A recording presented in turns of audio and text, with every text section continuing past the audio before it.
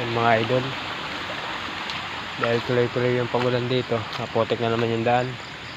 Ayan o, pero dito tayo dadaan kasi ito yung aking daanan eh. Grabe, tambay yung mga damo dito.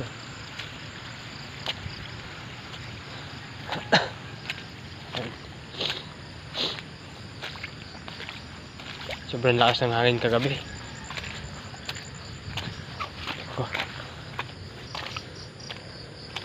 Naging naging sapa-sapa na to ah.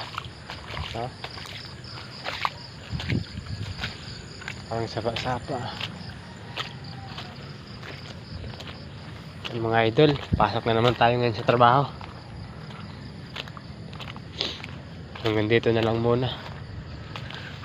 Paalam na.